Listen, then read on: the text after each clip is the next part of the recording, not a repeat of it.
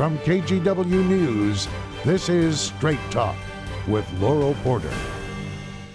Hello and welcome to Straight Talk. I'm Laurel Porter. In this episode of Straight Talk, we get an inside look at the race against COVID-19. The outbreak of coronavirus has brought about an unprecedented global threat to public health. We continue to see a concerning rise in cases across the country and here at home. We're all being asked to wear face coverings, keep our social distance, and continue to wash our hands frequently. But it's likely going to take a vaccine to finish this virus and help us get our lives back to normal. So how close are we to getting a vaccine? Today, we get to hear from doctors at Providence St. Joseph hospitals, where renowned researchers have pivoted from cancer research to a relentless hunt for a vaccine. I'm pleased to welcome my guest, Dr. Walter Erba. He founded and has led immunotherapy research at Providence Cancer Institute since 1993. He recently took on an additional role as the director of research for the entire Providence St. Joseph system, covering 7 states and 51 hospitals. Dr. Brian Pining, and he is there with Dr. Erba in that shot. He will join us in the second segment. He's a researcher and technical director for clinical genomics for the Providence St. Joseph Health System. Dr. Bernie Fox leads the Laboratory of Molecular and Tumor Immunology at the Earl A. Childs Research Institute. That's part of the Providence Cancer Center. Dr. Ron Leidner is a researcher and medical oncologist with the Providence Cancer Institute and serves as co-director of the Providence Head and Neck Cancer Program.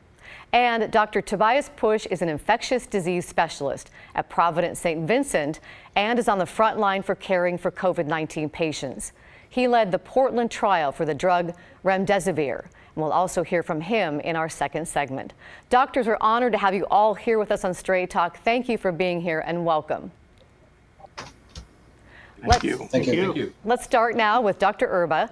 The Earl A. Childs Research Center, Dr. Erba, is known worldwide for its cutting-edge research into immunotherapy to treat all kinds of cancers. How did you end up working on a COVID-19 vaccine and other treatments? Well, our interest has always been in the immune system, but our focus has been cancer. And we've been working on how to recognize cancer and get the immune system to eliminate it. So it was a small step to switch from how do we recognize cancer cells to how do we recognize viruses and virally infected cells. And so we repurposed a number of our investigators and began to look for work on a vaccine and a variety of clinical trials to attack the virus in patients. And before we get to the vaccine, let's talk about the trend that we're seeing now in the number of COVID cases. And I know you get daily updates on the number of cases across all the Providence St. Joseph hospitals.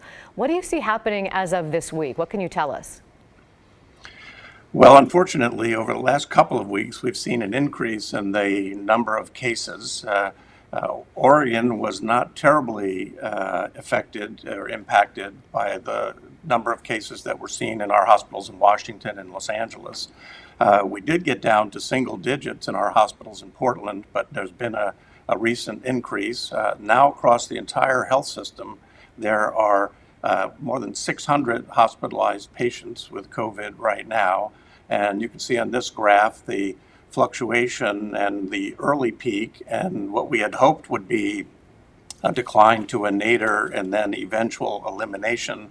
But you can see from the right side of this curve that there are and have been increases in the number of cases recently, most prominently in California, which is the highest curve on the right. But if you look at the one in red, that's Portland. It says 29 patients. That was a week ago. Today there are 30 patients in the hospital, 5 or 6 of them in the ICU on ventilators being cared for. And we have another slide that I know you wanted to talk about with the ICU units, if we could show that. What can you tell us about this? Yeah, so the line in yellow is actually a model that is used by R.A. Robichek, one of our leaders in clinical analytics up in Seattle. And the darker line is the actual number of cases. And what you can see is that this model predicts that we will continue to have a rise, actually that the peak is right around today and tomorrow, and then we expect a decline. And so Whether this coincides with our relaxing of social distancing and opening of restaurants remains to be defined, but we aren't out of the woods yet, and that's clearly shown by this graph. Dr. Erba, thank you. We'll talk to you later on in the show. Let's bring in Dr. Bernie Fox and Dr. Ron Leidner. And doctors, we're hearing Pfizer, along with a German firm, have had some encouraging success with the vaccine. What can you both tell us about where the world is right now in the development of a vaccine? So, Laurel, right now there are 20 vaccines that are in clinical trials. 3 of those are in the United States. Those vaccines, you mentioned the one from Pfizer and BioNTech, that got 4 different subtle differences to the virus vaccine, and they're testing to see how those differences may affect and maybe improve the immune response. And a lot of people want to know, and the Trump administration is saying that it's optimistic that we could have a vaccine by early next year. Do you think that's possible? Do you have any agreement on that? So you put up this image which shows the 20 vaccines that are currently in human clinical trials. The one at the very top, which shows it's from China, which is a whole inactivated virus. It's in large phase 3 trials in Brazil. That's why I put the Brazilian flag up at the very top there. That's the one that's the likeliest, the furthest along in terms of trying to get a signal of whether or not the vaccine is going to work. The one just below that is the one that's out of Oxford University in the UK, which is using a chimpanzee virus. That one's also in phase 3. So we'll learn about those two and their ability to potentially prevent infection. That we should know later this late summer and early fall. And we'll have to see what the safety images are. But those 2 vaccines are furthest along. The next one, or the 4th one down, the American flag there is the one you've heard from Moderna, which is a RNA vaccine trial, a small nanoparticle. That one also has a lot of data. That's the one that is using the NIH's or the NIAID's viral protein. That one is one of the ones that we think has got the most data. So we'll see what that data shows us from the American studies. Well, let's talk about your vaccine that you're working on. And we have a graphic that shows the virus itself. If you could tell us about this. And Providence's vaccine is unique. How is it different? So this is showing a cartoon of the virus. The red in the center is the RNA. This is an RNA virus. And you've got that yellow circle with what it looks like nails pounded into that. That's the spike protein. All of the vaccines in the United States use the spike protein. And so we also have the DNA for the spike protein in our vaccine. What's different about our vaccine is we're using an immune stimulant, which is called interleukin 12. We're the only vaccine in the world that's employing that cytokine, interleukin 12. And we're using that because of research that's been done at our institute, work that my colleague, Dr. Andrew Weinberg, did a number of years ago, showed that when he added IL-12, he could take older animals, older mice, and make them respond better to immunotherapy. So that's one of the reasons that we're really focusing on that. That's what's different. Let's talk about how you go about making your vaccine and the origin of the vaccine. And once again, we have some slides that help illustrate that. So the gentleman on the left, that's Dr. Hongming Hu. He's actually the molecular biology guru genius who took and manufactured the DNA to make the vaccine. So that FedEx envelope came to us from the NIH. That came on a Saturday. We got that little vial that we're holding in the center of the screen with the purple gloved hand. Inside there were a few drops of DNA, which is what you see. It's a cartoon of that DNA is on the far right, the lower hand circle. And the green part of that cartoon is the piece of the DNA that we wanted to use. So Dr. Hu used some laboratory technology to cut that out and put it into the upper circle, which is that purple part. So that's the first part. When he got that done, he then transferred that to UBVac, which is a Providence spin-out company. I don't know if you can go to the next slide. So what they did is the people there, and it's actually Madeline Laws is actually processing it, but they made a master cell bank. So they put that piece of DNA into bacteria, and then they grew up that bacteria to make a master cell bank. So little factories that could manufacture the piece of DNA we want to inject into patients. And then that schematic on the right goes through a number of steps. I think there are 25 or 30 steps that you have to go through to generate and make and purify it. You get down to the end, and then that drug was then transferred into our special clean rooms that we have at the Early Childhood Research Institute at Providence, which are what can be used to manufacture drugs to give to humans. And so the people shown there are some other people that work at UVAC that were actually processing and vialing the drug. And then the next slide, if I get you to go to the next slide, we then took that drug plasmid and we put it back into animals. And in the upper graph, you see Dr. Sean Jensen in the foreground. He's pointing to the data and showing us that, in fact, the vaccine that we made when we injected it into mice made an immune response that could neutralize the virus from binding to cells. And so that was the first step. And then in the lower picture there, I don't know if you can see the little white spot that Dr. Hilton is pointing to, but that's the last step we had to do to get the certificate for the FDA so they would hopefully approve the clinical trial for the vaccine. Dr. Leitner, I know you were involved in designing the trial. Tell us about the trial, how you designed it, how it will work. So starting with the work that was done in the lab showing that we could manufacture this vaccine and that it was effective in the models that we use in the lab, we then submit a proposal to the FDA for a clinical trial. This is the first trial you do in any sort of research is called a phase 1 trial, and Dr. Fox earlier talked about the more advanced trials, which are called phases 2 and 3. But in phase 1 here, we just want to test, is this vaccine safe? That's the first question. If it's not safe, we don't go further. So in this trial, we'll be vaccinating folks with either the spike protein DNA by itself, or the spike protein plus the interleukin 12, and that's shown here in the two orange boxes on the left.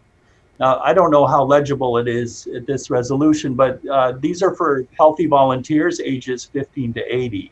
We're doing the same comparison in folks over 50. As we discuss this as a group and how best to do this, and thinking about the data from Dr. Weinberg with older animals in the past, and Dr. Erba's suggestion, why don't we test this in older people doing the same test, the DNA for the spike protein or the DNA with the interleukin 12?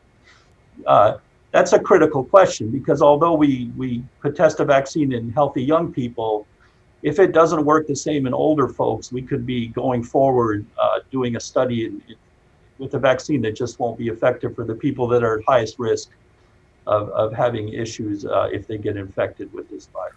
And Dr. Leitner, what's the timing? You're waiting on approval from the FDA right now to go into that first phase?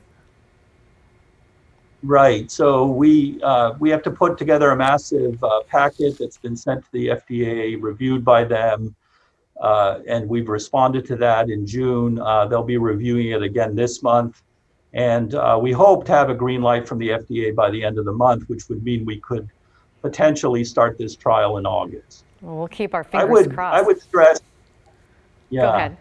I would stress, we've pivoted from what we do in cancer vaccines. When we develop vaccines against cancer, we're trying to get a much more complicated immune response.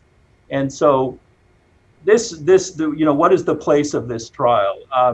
It seems that this is a more complicated way to generate a vaccine than some of the trials that are already much further advanced. And if those trials work, that's great.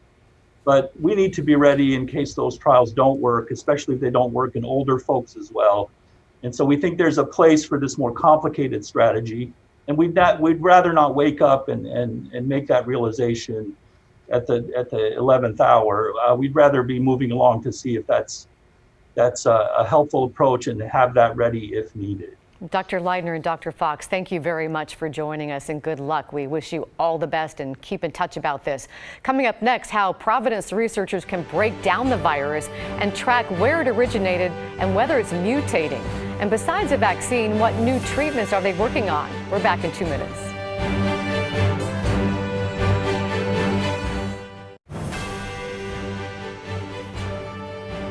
Welcome back to Straight Talk. I'm Laurel Porter. When a person gets coronavirus, it's important to track it, to try to find where it came from and whether that virus is mutating. Providence doctors are doing cutting-edge research to do just that and to come up with new treatments for COVID-19.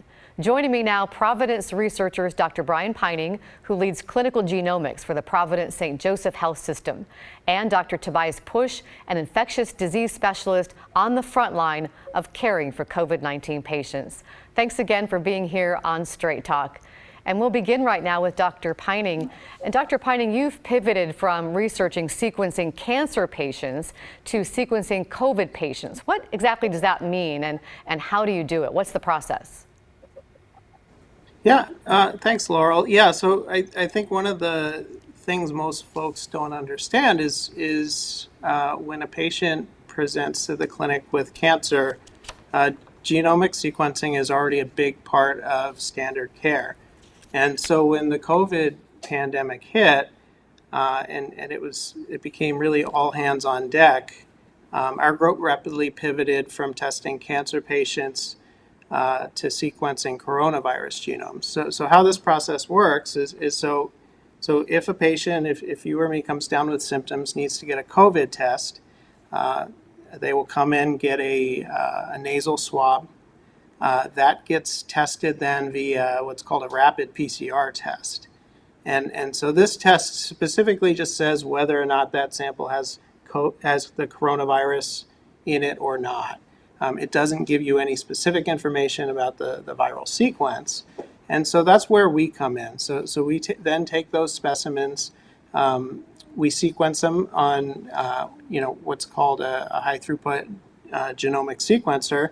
And that gives you the entire RNA sequence of the coronavirus. And that's of critical importance because, A, we're finding that there are relatively rare mutations in individual coronavirus genomes that can be used for tracing outbreaks. And B, we're seeing the virus change and mutate over time. And some of those changes have functional consequences. Well, let's talk about what you have learned about Oregon cases of the virus. Where is it coming from, and why is that important? Yeah, so the key for the coronavirus in Oregon is it's coming from all over the place. We're seeing really across Providence patients, we're seeing strains coming from pretty much every major branch that is known for COVID-19 worldwide. And so it's not like one initial introduction into Oregon. We're seeing, many such events. And so the virus circulating in Oregon is quite diverse. And how about how it's mutating? What does that mean? I heard you say that it can be more infectious. Yeah, so a number of researchers in recent weeks have published data showing that a novel mutation in the spike protein called D614G has essentially created a new, more infectious strain of coronavirus. Now, that doesn't mean it causes more severe COVID-19, but data have shown that it's actually becoming more transmissible throughout communities. And we're already seeing that in our data. So this is just a look at coronavirus genomes across the Portland metro region.